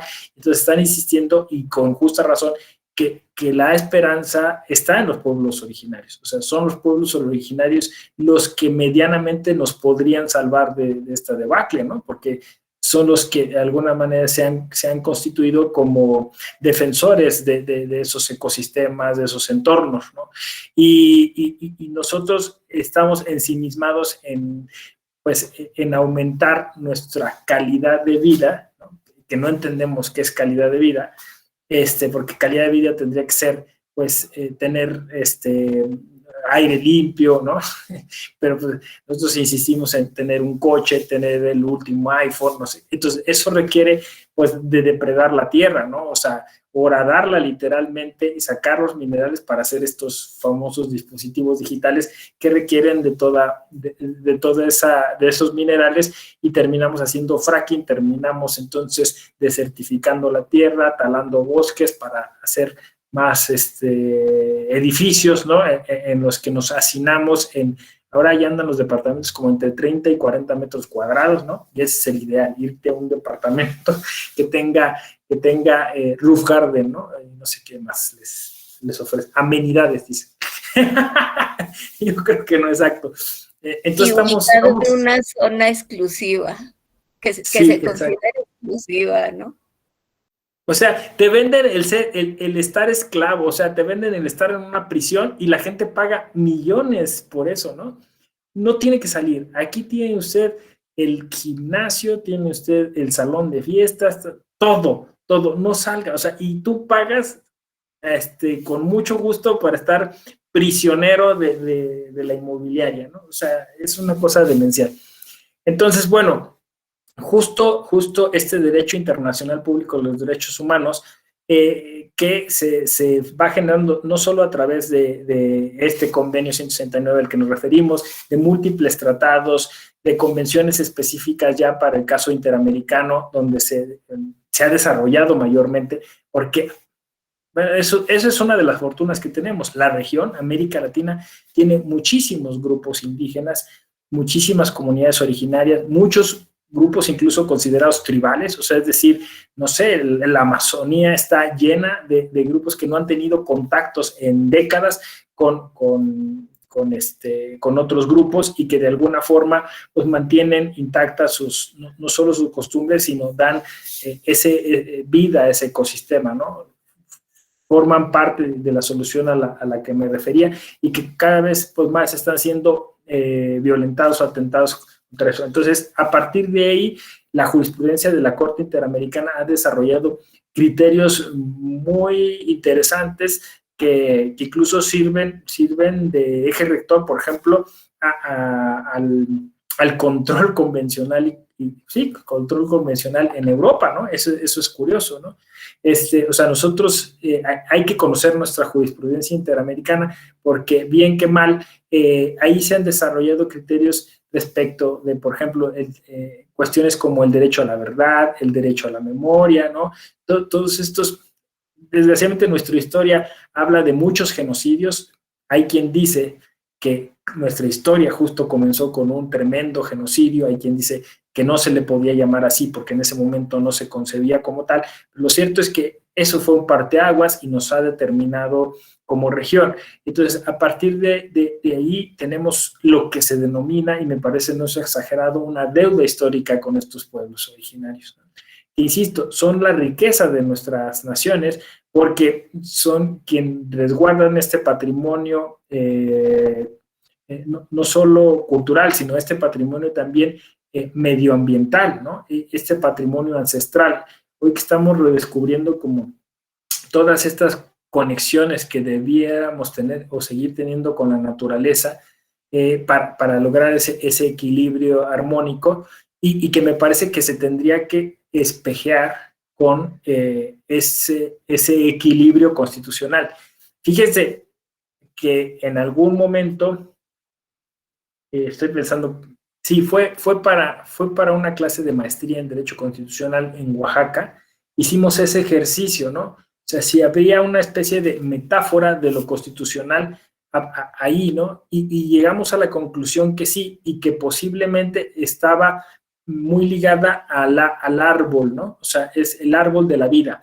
En muchas de las comunidades mesoamericanas y después en las comunidades latinoamericanas se ha desarrollado esta metáfora del árbol de la vida de distintas formas, ¿no? Y entonces el árbol de la vida que se ramifica, pero que tiene una base y en donde están todas las especies y que hunde sus raíces justo eso, en el pasado, en los ancestros, y va floreciendo siempre, pues ahí es donde se concibe lo constitucional. Entonces, justo pensábamos si podríamos como plantear una teoría constitucional a partir de eso, ¿no? O sea, es decir, a partir de generar estas simbiosis entre la naturaleza, que es lo que propone el árbol de la vida, nosotros como una especie más, ¿no? No como, o sea, es decir, quitar esta idea de un constitucionalismo antropocéntrico que nos está matando, insisto, y me parece que es viable. Ayer con el doctor Raúl lo planteábamos que quizá podamos hablar de eso. ¿Sí alguien levantó la mano? ¿Alguien había levantado? O era... Bueno, a lo mejor ahí fue. Entonces, con Raúl Ávila hablábamos que estamos planteando, ya en la EGE lo hemos planteado un par de veces, teorías jurídicas mexicanas contemporáneas, ¿no? Y entonces, un poco a partir de la comunalidad, un poco a partir de estos planteamientos o sea, porque o sea, yo conozco el tema del nuevo constitucionalismo latinoamericano, sobre todo Bolivia, Ecuador, ¿no? Perú, pero en México no hemos desarrollado una teoría constitucional. Mi hipótesis es que estamos tan casados con este rancio constitucionalismo occidental que no nos damos permiso para pensar el constitucionalismo de otra manera, ¿no? Exacto, una constitución biocéntrica, no sé, empezar echar teoría, ¿no? Literalmente a arriesgarnos con eso, ¿no? Y entonces, por eso ya entenderán ustedes por qué mi pelea con control de constitucionalidad y control de convencionalidad, porque finalmente es una gramática no solo antropocéntrica, sino a mí me parece hasta patriarcal, ¿no? O sea, un poco así como, o sea, ¿quién? El patriarca es el que ejerce los controles, ¿no? El que impone los castigos y estas cosas. Entonces, algo más compositivo, algo más así, ¿no? Como es la naturaleza, no sé si me explico. Entonces, un constitucionalismo simbiótico podría funcionar. Entonces, en ese aspecto, claro, podríamos empezar a hacer, sí, los derechos de la naturaleza, como se están arriesgando, insisto, otras constituciones, ¿no? Entonces, aquí me parece que todavía nos sigue pesando mucho el rabacismo o el carpicismo o los fixamudios, ¿no? Y ahora los Ferrer MacGregor, o sea, nos pesa mucho esa doctrina constitucional y no logramos generar algo más novedoso. No sé si me explico, ¿no? Y yo creo que por eso me encanta este tema, porque creo que aunque se llame así, podemos concebirlo de otra manera. O sea, podemos concebirlo, pues eso, como flujos de información que sustentan lo constitucional. Porque ¿qué es al final lo constitucional? Es la construcción del tejido social, ¿no? Ese tejido social que a veces enferma y que hay que curarlo, ¿no? ¿Quieren otra metáfora de lo constitucional? Creo que entre líneas la tiene Marichuy, ¿no? Perdón, yo sé que siempre llego a Marichuy, mi hermano sabe, pero ella como médico tradicional, ella decía eso, ¿no? O sea, hay un cáncer, ¿no? Lo veía como un cuerpo, ¿no? Entonces, ahí hay una metáfora de lo constitucional, ¿no? O sea, nuestra constitución está enferma, muy enferma. O sea, lo que llamamos México, la nación mexicana, está en algunos puntos enquistada, está putrefacto en algunos puntos, y hay que empezar a hacer una renovación, ¿no? Una sanación, no sé, y yo creo que eso se puede hacer justo a través de un ejercicio, le llaman ustedes control, pero yo diría de armonización, ¿no? En donde usemos todo lo que tengamos a disposición para exorcizar, ¿no? Todos esos vicios, violencias que la están atravesando. Y uno de esos me parece es el autoritarismo, ¿no? El autoritarismo que está muy presente en lo constitucional, ¿no? Sí, exacto, ¿no? Exacto. Lizeth, está tremendamente deteriorada. Mirna, adelante. Doctor, ¿usted cree que sea necesario hacer una constitución nueva desde cero o que la que tenemos se pueda corregir? Porque bueno, yo le he dado muchas vueltas al tema y francamente yo veo más difícil poderla corregir, porque cuando hay reformas constitucionales, pues no siempre son los resultados esperados. Y bueno, yo digo, ok, sí, vino de una revolución, de un movimiento armado y toda esta parte histórica, muy bonita, por cierto, ¿no? Pero pues creo que ya el tiempo ha avanzado, ha cambiado. Entonces, yo no sé, mi pregunta es, ¿todavía nuestra Constitución da para seguir en el mismo sentido en el que estaba o ya se quedó rebasada o para mí sería más fácil o menos complicado crear una nueva constitución retomando las ideas de parte de lo que se tiene, pero no sé qué piense o cómo lo vea. Mira, es que creo que justo allí está el tema. A ver, me voy a explicar. Es epistemología constitucional, ¿no? Vamos a decir así. Dices, me lo han preguntado muchas veces, ¿no? Y yo digo, da lo mismo, porque el punto es que incluso la palabra que usamos, crear una constitución, y yo lo que estoy diciendo es que esa constitución ya existe. Llámenle ustedes histórica, material, sustantiva, como ustedes quieran, pero lo que yo estoy diciendo es que lo que tendríamos que hacer es más bien hacer, bueno, una arquitectura constitucional, como en algún momento la llamé, a partir de la idea de espacio habitable, ¿no? O sea, o si quieren ustedes, a ver, una semiótica constitucional, o sea, es una semiosfera en la que las cosas constitucionales ahí están, ¿no? Pero claro, como nuestra visión se va a un texto, entonces, claro, o creamos o reformamos, pero es el texto, pero lo que tendríamos que transformar o modificar es la estructura social, a eso llama esa constitución material, ¿no? Entonces, claro, ¿cuál es el problema? Que si lo circunscribes solo al texto, pues puedes estar ahí años, décadas hablando sobre cambios, hacer una nueva, ponerle otro artículo, comas de más, ¿no? Básicamente, siguiendo la metáfora de la arquitectura, es como si estuviéramos discutiendo cuál es el mejor plano, pero la casa no nos preocupa. Y nunca se va, o sea, sí, no sé si me explico. O sea, la casa a lo mejor puede que ni tenga nada que ver con el plano. Y te llevamos décadas enfrascadas en qué hacemos con el plano. Le quitamos una pared, le sumamos una accesoria, le ponemos otro techito. No sé si me explico. Y de hecho eso, bueno, yo, para que como que se les quede grabado, eso ha dado una especie de fetichismo constitucional, que es creo lo que decía ayer Carla sobre lo que discutimos el 5 de febrero en el Twitter, ¿no? Porque yo para provocar dije, pues, ¿cuál constitución? No, esa ya no existe. Pero es para provocar porque es cierto, o sea, el fetichismo constitucional te lleva a pensar que ese libro, se llama Constitución, es casi taumatúrgico, ¿no? O sea, que si alguien lo lee en la corte, togado, va a producir por acto de magia las transformaciones sociales, ¿no? Ya vino el ministro y lo leyó. Luego sigue igual todo, o sea, ¿de qué sirve el control de constitucionalidad o la interpretación constitucional de ese nivel si no produce esos cambios? No sé si me explico. ¿Sí? Más o menos. Entonces, no importa, o sea, no importa si es una nueva o no. Lo que habría que hacer es entenderlo como un proceso.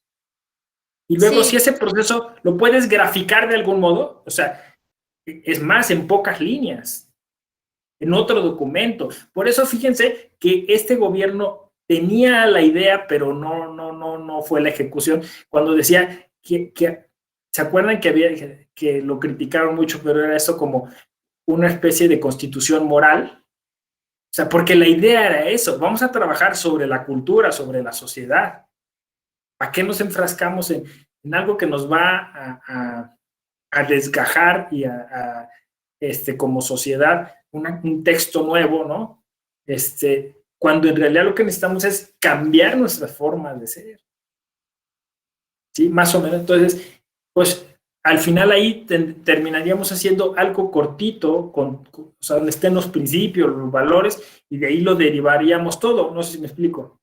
Yo le llamé una vez, me invitaron a dar una conferencia y yo les decía, no sé qué título les propuse, pero me escucharon mal por teléfono y le pusieron protocolo constitucional. El doctor va a venir a hablar del protocolo constitucional. Entonces me inventé toda una teoría sobre como desde lo notarial, cómo podíamos hacer una especie como eso, como de protocolo, ¿no? O sea, es decir, como un documento previo a la Constitución para no enfrascarnos en hacer una nueva Constitución. Y por ahí pues estuve como discutiendo esos temas. Y pues lo que se nos ocurriera que fuera así, ¿no? O sea, voy a decir otro lema, emancipemos también lo constitucional. O sea, liberemos la Constitución y que la Constitución esté en muchos lados, esté representada en muchas personas, ¿no? Porque si no, entonces sigue siendo este objeto taumatúrgico que salva y a veces no salva, ¿no?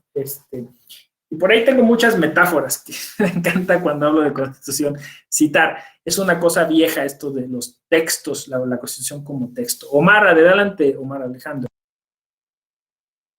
¿Qué tal, doctor? Buenas tardes. Me parece muy interesante porque Mirna habló de crear una constitución y usted inmediatamente pensó en escribir una nueva, ¿no? Entonces todos cojeamos de ese mismo pie de que sea escrita, ¿no?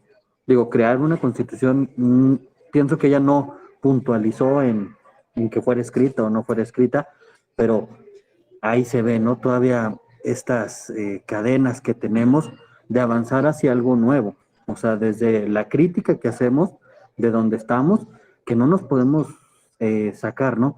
Pienso en una situación como la del juego del uno, ¿no? Que iban poniendo cartas y que luego los que inventaron el juego dijeron, no, es que así no se hace. Y me puse a pensar, los que crean las leyes, ¿estaría bien que ellos mismos interpretaran o no está bien que ellos mismos interpreten?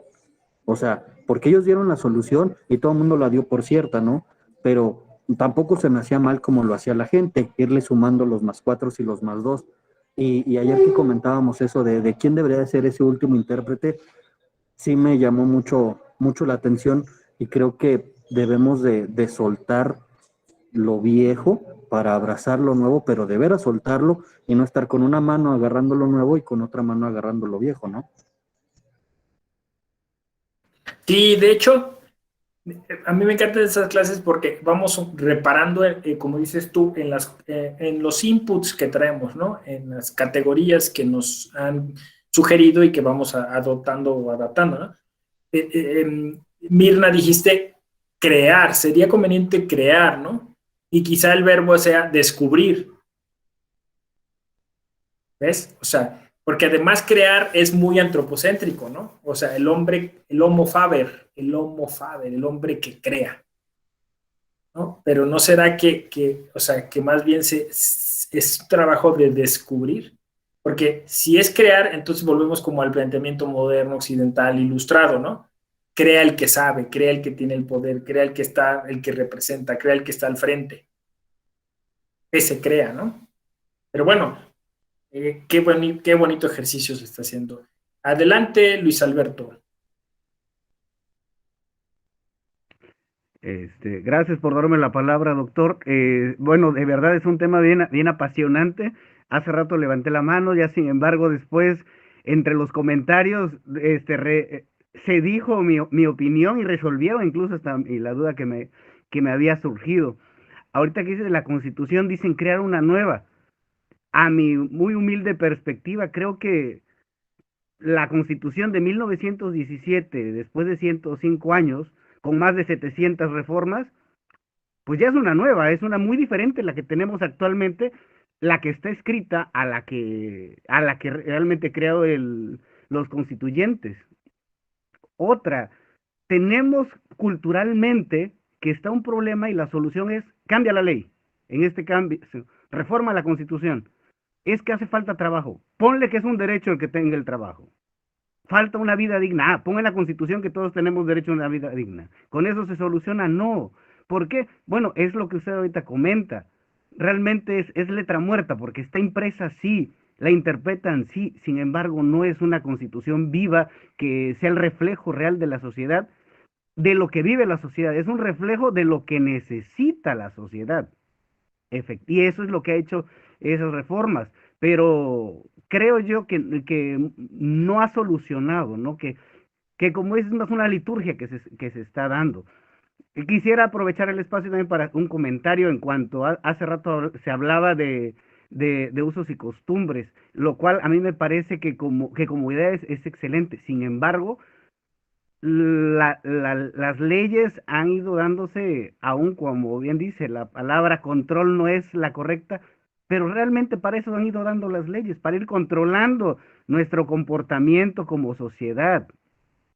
En el caso muy específico de este municipio de Ayutla, hasta donde pude investigar un poquito, está viviendo complicaciones muy fuertes. Dicen porque ponen a uno y quitan a otro. No, aquí aparte se está viviendo una situación de que en el estado de Guerrero se crearon nuevos municipios. Uno de esos municipios se creó con comunidades de este municipio de Ayutla. Entonces, este municipio tiene la etnia mestiza, la etnia Mepá y la Tusabi. No, bueno, mi pronunciación seguramente no es la correcta, pero algo así. Entonces, cada etnia tiene sus representantes. Este nuevo municipio es de la etnia Mepá o de la etnia Tusabi. Entonces, el municipio en sí disminuye el porcentaje de pueblos originarios que la conforman. Y esto crea un descontento mayor en la parte mestiza. Bueno, ahora, al quitar a los representantes de este nuevo municipio que se segregan, es donde el que estaba fungiendo, o el que, mejor dicho, sigue fungiendo, porque así lo determinó el tribunal, sigue fungiendo como presidente, las funciones de presidente, es precisamente el que representaba a esta zona que ahora se crea un nuevo municipio, que aún, bueno, la ley ya lo reconoció, sin embargo, no está en funciones ese nuevo municipio todavía.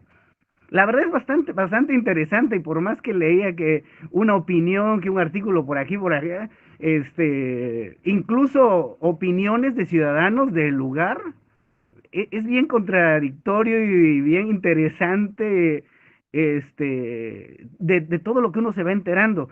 Hablar de un municipio de estas dimensiones, me parece que tienen arriba de 140 comunidades. Definitivamente, ahora hablar de una organización por costumbre, bueno, una comunidad pequeña en una colonia, tal vez en una sola población, podría ser viable, pero hablar de 140, ponerse de acuerdo 140 ideas distintas, sí, es bastante complicado, y este municipio, la verdad, es sui generis. Bien decía, no tiene nada que ver con Cherán o con Oaxaca. Yo los invito a que estén a la expectativa de qué nos puede mostrar este municipio, y no sin el afán de menospreciar, realmente qué nos puede mostrar este experimento social que se está dando. Esa es mi participación, doctor, y gracias. Y yo diría, Luis Alberto, que entonces las muchas constituciones de México, ¿no? Y claro, entonces la construcción, ¿no? De lo constitucional y de lo político electoral, ¿no? Que se está dando justo en comunidades como Ayutla de los Libres en Guerrero. Qué interesante. Violeta, adelante. Bueno, mi comentario va en relación a lo de una posible nueva constitución o reformar la que tenemos. La que tenemos está reformada, sobre reformada y sobreescrita.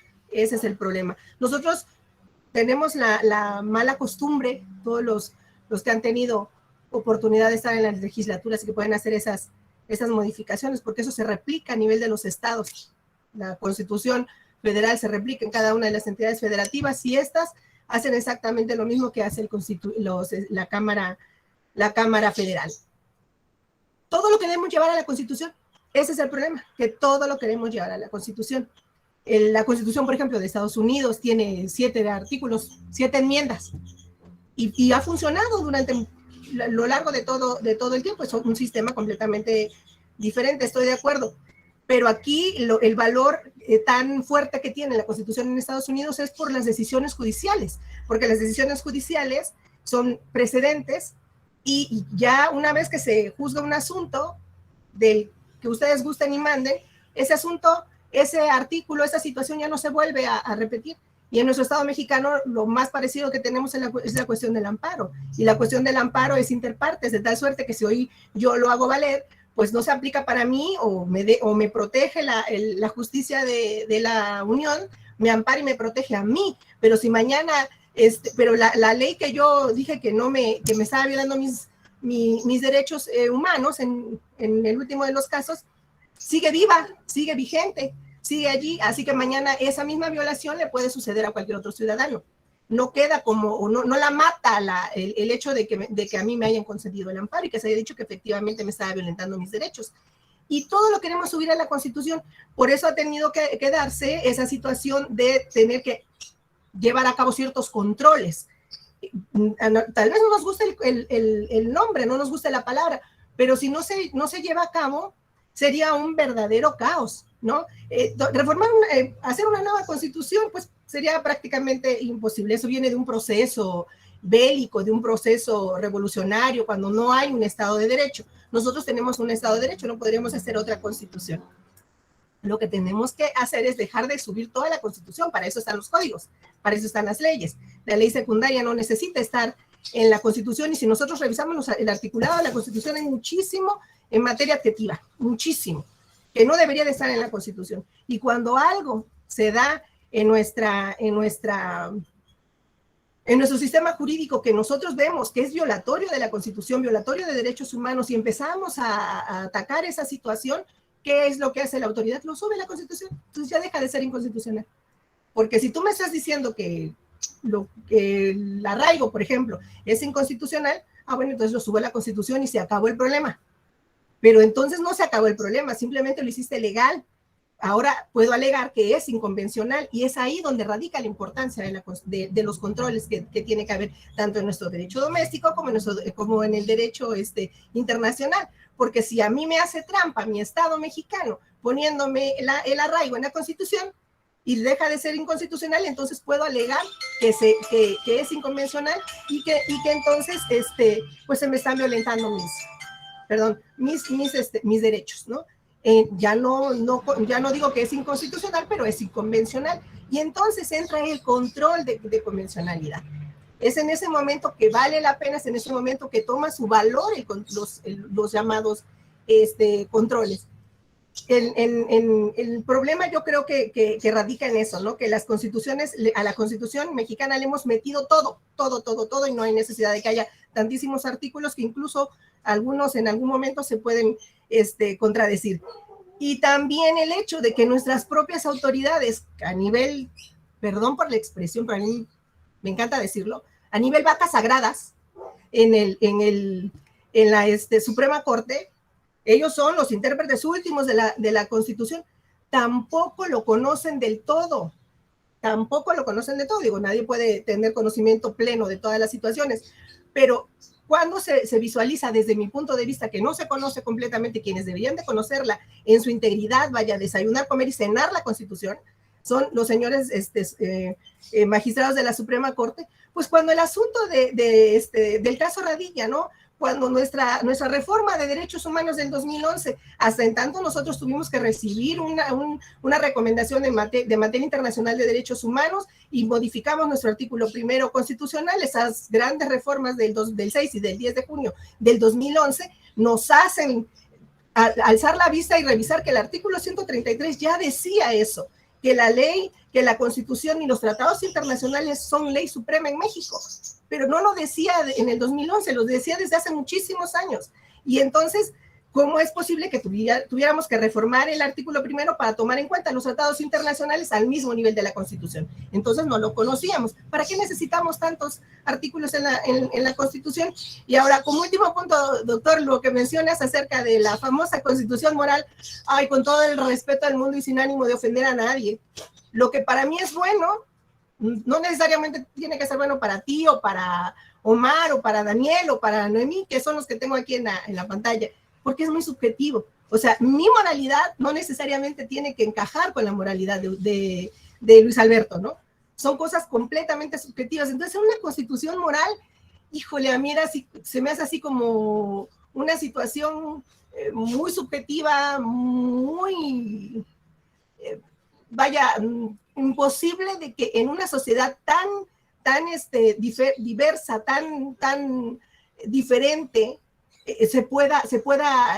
podamos compaginar, ¿no? Digo, ahí tenemos incluso las situaciones de homicidios en contra de la comunidad LGBTQ y más, ¿no? O sea, ese simple hecho nos dice que lo que para mí es bueno y para mí es correcto y legalmente aceptable, para otros no. De otra manera no los golpearían, de otra manera no los lastimarían, de otra manera no los perseguirían ni a las lesbianas, ¿no? Porque están en su derecho.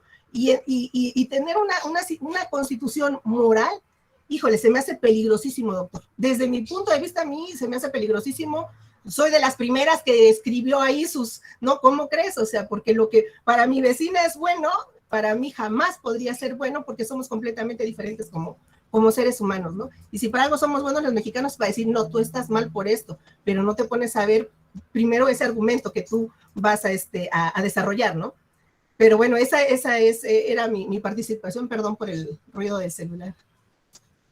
No, está bien, Violeta, muchas cosas interesantes, ¿no? Seguro no nos va a alcanzar el tiempo, pero qué bueno que se quedan aquí anotadas para a lo mejor ustedes las sigan tratando con sus profesores y profesoras, para que podamos seguir igual en algún evento, alguna cosa que salga, nos conectemos. Aquí María Dolores también nos comentaba justo eso, ¿no? O sea, estos consensos a los que vamos llegando, ¿no? O sea, ciertamente, ¿no? Un texto constitucional que sea modificado en 100 años con tantas reformas, ¿no? Y esto a lo que nos referíamos como cultura cívica, efectivamente, todas estas cosas interesantes que van aquí surgiendo también en el chat. Adelante, Noemí. Gracias, doctor. Sí, bueno, pues comparto los comentarios que aquí se han vertido en este momento. Yo me gustaría aprovechar el tiempo preguntando sobre dos aspectos básicos, dos dudas que yo tengo básicamente. Primero,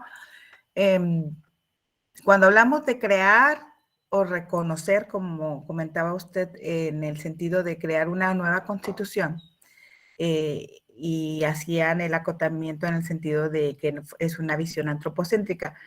Me queda la duda en el sentido de que si la ley, el mismo derecho es una creación, un constructo social, por lo tanto tendría que ser una creación, no es un reconocimiento, no es un descubrimiento como tal, sino es una creación, independientemente de cuál sea la fuente original y demás, pero es una creación, creo yo, y sí me gustaría escuchar tu opinión al respecto porque no lo entendí muy claro, de manera clara.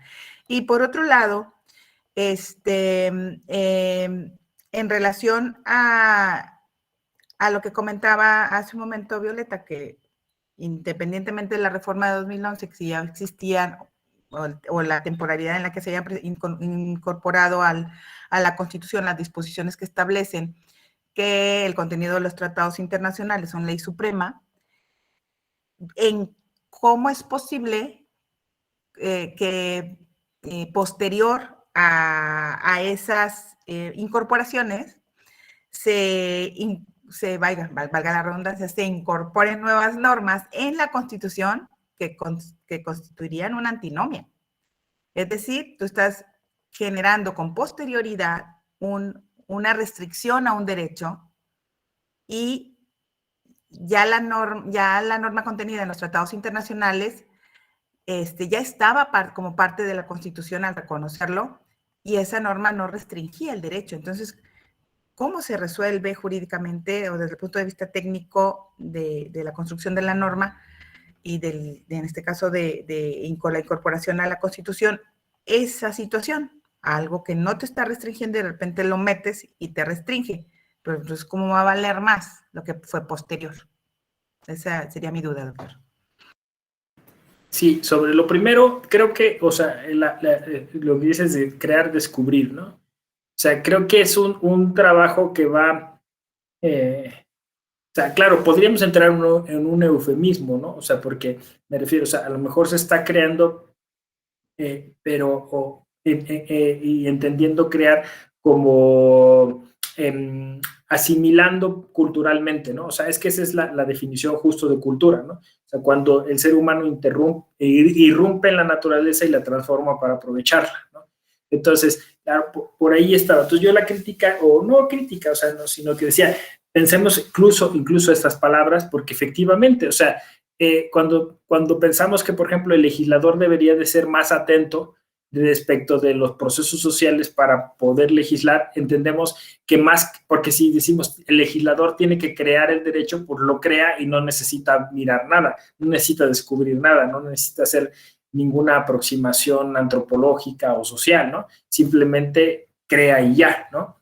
O cuando decimos el juez crea derecho, y que también hay gente que tiene como reticencia a esa idea, no, el juez no crea derecho porque justo es es un poder distinto, ¿no? Y dicen, bueno, pues sí, es como la legislación negativa, ¿no?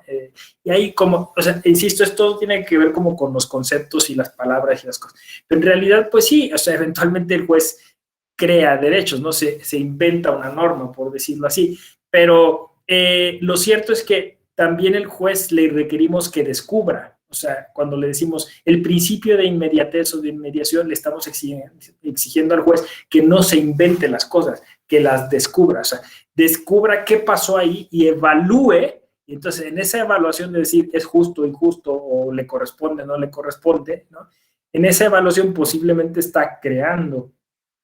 Es como lo del huevo y la gallina, ¿no? Cuándo se descubre, cuándo se crea, pero a eso me refería, a que tenemos que cambiar nuestra gramática de pasar de un derecho a otro, o sea, en la que alguien está calificado para decir esto es derecho legítimo, y generar más inercias y sinergias sobre, mira, esta práctica nos favorece, es derecho.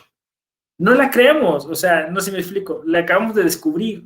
A mí me vino bien que tú me dieras eso y a mí me vino bien darte a cambio esto, ¿no? Y eso es derecho. Pues qué padre, ¿no? Pues ya, ¿y te parece que de aquí en adelante lo sigamos haciendo igual? Perfecto, ¿no? Entonces, ¿se creó o se descubrió? No lo sé, esa es la cuestión. Sobre lo otro, creo que efectivamente, si entramos a esa dinámica así de, digamos, conspiración constitucional, o sea, en buena lid, o sea, que todos nos volviéramos cómplices de lo constitucional, o sea, que todos conspiráramos para tener una constitución sana, pues creo que entonces nosotros mismos tendríamos que decir, oye, está mal porque efectivamente estás restringiendo y lo que tienes que hacer es ampliar, es maximizar, es progredir los derechos, o sea, que avancen, ¿no? Que se restrinja, ¿no? Entonces, efectivamente puede haber, este es lo bonito de lo constitucional, ¿no? Interpretaciones constitucionales inconstitucionales, ¿no? O interpretaciones constitucionales que estén dejando fuera cosas de la Constitución por ser inconstitucionales, ¿no? Y como decía Violeta, sumamos lo convencional, pues todavía se pone más interesante, porque puede ser que incluso hay cosas convencionales que son inconvencionales también, puede ser, ¿no? Efectivamente, o sea, puede haber alguna norma dentro del derecho internacional público, de los derechos humanos, que no sea tan adecuada, pero que no se haya descubierto porque justo al aplicarla en otro país o en un contexto determinado, notamos que puede resultar. Entonces, ahí el principio de lo que mejor sea para la persona, o sea, que lo denominamos principio pro persona, tendría que ser así, ¿no? Y como dices tú, y que no sea justo para causar perjuicio, ¿no? Y todo lo que sea ahí pro persona, pro reo, pro trabajador, o sea, sí, todo, o sea, tenemos que pensar de ese modo, ¿no? Y que sea yo simbióticamente, porque a lo mejor cuando beneficias a perjudicas a entonces puede haber algo intermedio en la que pues no beneficias absolutamente a pero tampoco perjudicas absolutamente esto, ¿no? Y entonces distribuyes del mejor modo. O sea, tenemos que tener como una visión más distributiva o compositiva, no sé cómo llamarlo. Uy, se nos fue rapidísimo el tiempo. Creo que por ahí quedaron algunos con ganas de decir algo. Ojalá nos podamos ver en alguna otra ocasión. Yo sigo a sus órdenes en la Escuela Judicial Electoral. De todos modos, nos vemos en redes sociales. Por ahí hay varios que están ahí. Podemos comentar cosas. Incluso en el mismo post que la Escuela Judicial puso ahora, recordándonos que esta tarde había esta clase, y gustan ahí, podemos seguir comentando, ¿no? Yo estoy a sus órdenes, me dio mucho gusto estar con ustedes en esta doble sesión, nos vemos a la próxima, bonita tarde, noche. Gracias, excelente clase. Gracias, doctor, hasta luego. Gracias, doctor. Gracias, hasta luego, buenas noches. Hasta luego, doctor. Buen día. Gracias, excelentes sesiones. Bye, gracias.